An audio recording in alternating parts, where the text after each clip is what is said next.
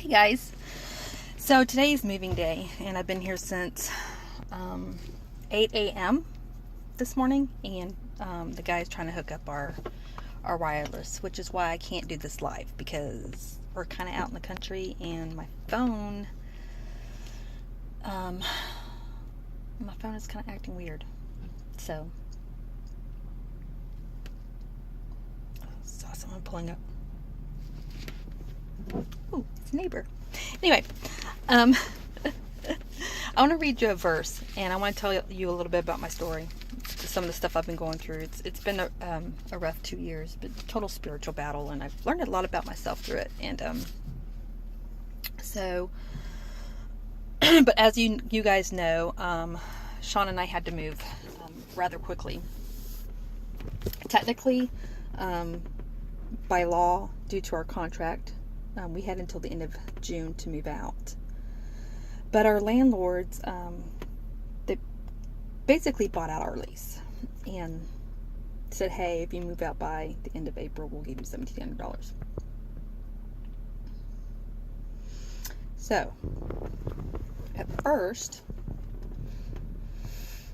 I was upset and completely panicked and crushed, honestly, because my great master plan that I had, because I'm a planner and I'm a control freak, was to stay in that yellow house until Cynthia graduated high school.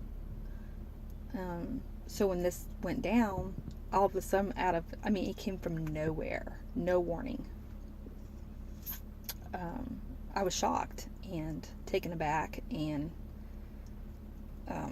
just really upset. And then I had all those negative thoughts. Oh, they're just lying to us. They just don't want us here. Just all these negative thoughts. And I have a friend, and I can't remember which one it was. I have a group of ladies that I'm really good friends with, and I'm just very blessed to have these women in my life.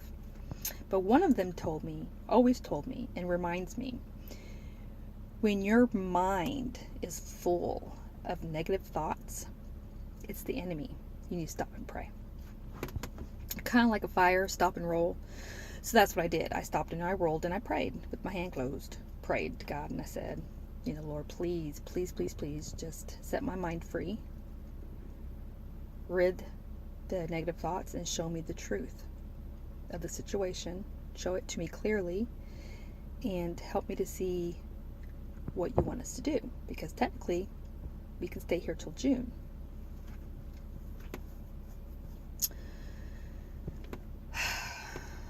Well, staying there till June was not the answer. I got that loud and clear. And I felt a sense of urgency, not for me, not for my husband, not for my kids,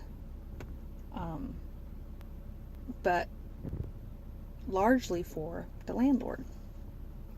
All of our friends, they love us so much. They do. Our church family, I can't even explain to you how blessed we are to have our church family. Our small group is phenomenal. They just love on us, even though I'm very standoffish and introverted and I don't let people in. They love on me anyway. And they love on my husband and my kids. And so, they were like, this is awful. We're going to pray for you. And, God will find you a house. And I just want to say, it's not really awful. I want to clarify that.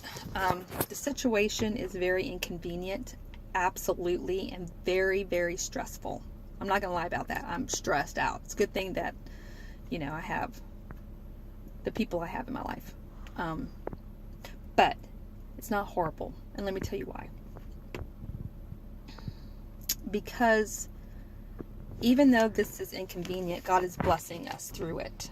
God knew this was going to happen. He knew. And my landlord gave Sean and I $1,700 to move if we moved out by April 30th. So technically, we could actually stay till April 30th. So I'm like, okay, well, we'll just stay till April 30th. We'll just make sure we're moved out by April 30th. And I was okay with that at first, but then I couldn't sleep. I was up all night, could not sleep, because I couldn't get rid of that sense of urgency that my landlord needed to get her sister into this house because there's a severe medical condition, physically and mentally. And, God was just like, I just felt God telling me, I got this. I've already got the house. I need you to do your part and move. So I told my husband, we need to find a house ASAP, and we need to move by the end of March. Bless my husband's heart. Y'all pray for him. He didn't take it well. He didn't take it well. I talked to him about some more, and he was getting around to being okay with it. And then I told him I wanted to move while his mom was here, because she flies in tonight at 9 p.m. And he didn't take that well either, because he wants to spend time with his mom and just kind of hang out and vacation. But I knew if I wasn't obedient, there's a chance we wouldn't have a house in this area. We have to have a house in this area. We don't have to have a house in this area. My desire is to have a house in this area because I want to keep my daughter at Tate High School. She's flourishing there, and she has a really tight-knit group of Christian friends there. All of our youth group go there for the most part, and I remember what it was like when I had to move around. I didn't want that for her. The band there is phenomenal, and she has a really good chance of getting a music scholarship. So we wanted to keep her there. And then also, Zayden with his issues, I need to find a really good school district for him, because Christian private school in Pensacola wasn't going to be the answer for him due to what he has. They don't slow down for people. You either make it or you don't. Sink or swim sort of thing. And I'm not going to homeschool my child. I don't have the patience. Okay? I know my limitations. So it was either Lipscomb or Jim Allen. We had to figure it out. So anyway, going through all this process, I wanted to know why. And I wanted to know how I was going to do this. I was stressing out. So my girlfriend Donella reminded me, that's what Scripture's for. And prayer. Try to relax and trust God, and He'll tell you what you need to do. So I was in my car waiting for Cynthia to get out of dance, and I thought, read the Scriptures. So I pulled out my Bible, and I came across Proverbs 18:17. No, I'm sorry, 18:10. And it says, "The name of the Lord is a strong tower. The righteous runneth into it and is safe." So I thought, holy cow. God's telling me, if you would just trust me and come to me and run to me, I'm going to keep you safe. I'm going to provide for you. No brainer, right? So then I was like, okay, we're going to start looking for this house. But I still want to know why, Lord. I want to know why. So then I came across these scriptures. Ecclesiastes chapter 3, starting with verse 1. And we're going to go through 8, and then I'm going to skip down to verse 14. And it says, "To everything there is a season, and a time for every purpose under heaven. A time to be born, and a time to die. A time to plant, and a time to pluck up that which is planted." That's exactly what's happening to Sean and I right now. We're being plucked up, and we're being replanted. A time to kill, and a time to heal. A time to break down, and a time to build up. A time to weep, and a time to laugh. A time to mourn, and a time to dance. A time to cast away stones, and a time to gather stones together. A time to embrace, and a time to refrain from embracing. A time to get, and a time to lose. that fits in this situation as well. A time to keep and a time to cast away, which also fits in this situation. A time to rend and a time to sow, a time to keep silence and a time to speak, a time to love and a time to hate, a time of war and a time of peace. And then we go down to verse 14. I know that whosoever God doeth, I'm sorry, let me redo that. I knoweth that whatsoever God doeth, it shall be forever. Nothing can be put to it, nor anything taken from it. And God doeth it, that men should fear before him. The things of this world are fleeting. They don't stay around. They don't stick around.